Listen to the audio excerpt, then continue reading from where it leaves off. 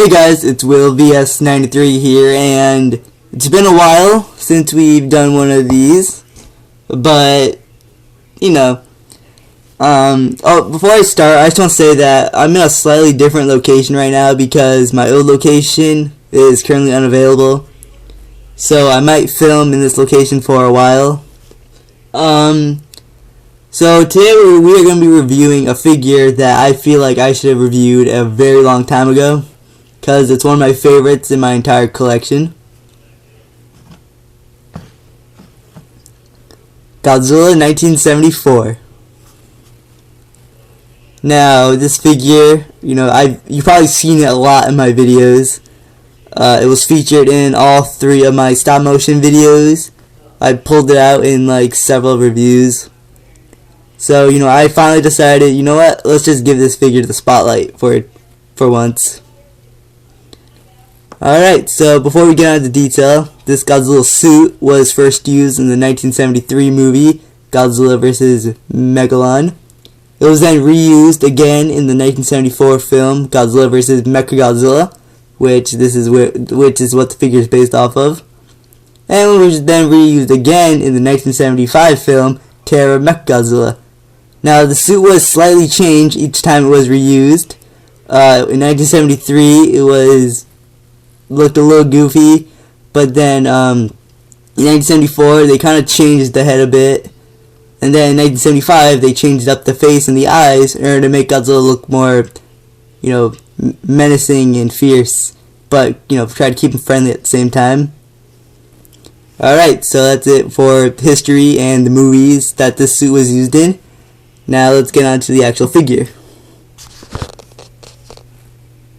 Now, detail is just very nice. Like, you can see all his skin is nicely, molded in there. His fins are nicely done too.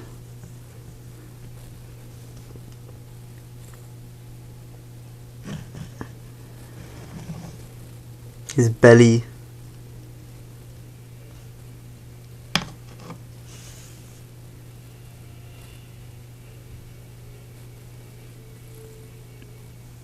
Yeah, I'm sorry, this camera takes a little bit longer to focus than my old camera did. So that's why it looks kind of blurry when I'm trying to zoom in on his face here. Now, the arms on this figure, I really love the way the arms are sculpted. Like, they look like they're just ready to punch something.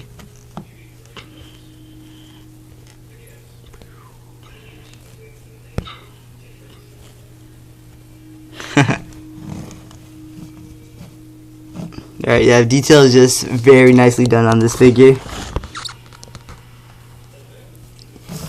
So, for articulation, Godzilla has a swivel head, swivel arms. You have to kind of pull the arms out a bit, or else they'll scrape against his thighs. Rotatable legs, and a glue seal tail. But if you break that glue seal, the tail can rotate just fine. Everything 360 rotatable.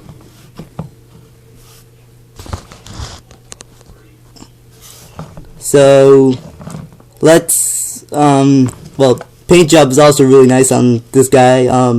He has the classic charcoal gray color. His spines are painted silver, which in the movie, not sure if they were silver, but they look good.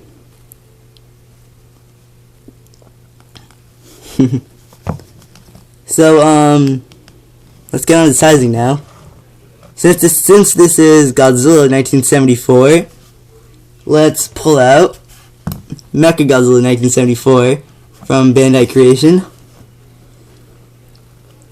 Now, one thing that has always kind of, confused me about the Showa Mechagodzilla is, was he taller or was he the same size as Godzilla? Because I know in the Heisei series, Mechagodzilla was always taller than Godzilla. But I've never really been sure about the Showa Mechagodzilla. Was he taller or was he the same size?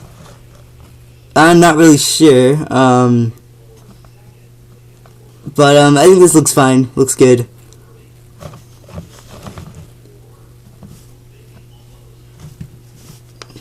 Now let's pull out Mechagodzilla 1975 from Bandai Japan. As you can see, these two are not. As you can see now, they're the exact same size, which is why I'm confused. Were they the same size in the movie, or was Mechagodzilla taller? That I don't know. So maybe one of you guys can tell me. Were they the same size in the Showa series, or was Mechagodzilla bigger as always?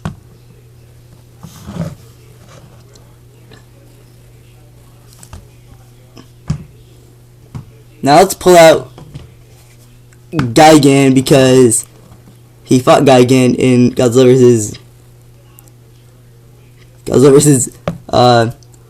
Megalon. Sorry, I just had a brain fart there.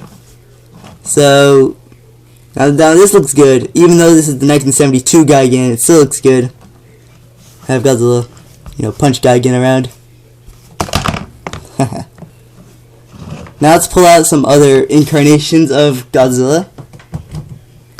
Here he is with the 93 Godzilla. And let's bring in the 2004 Godzilla. And as you can see, they're all pretty much the same size. So Godzilla 1974 will go good with all your other 6-inch Godzilla figures.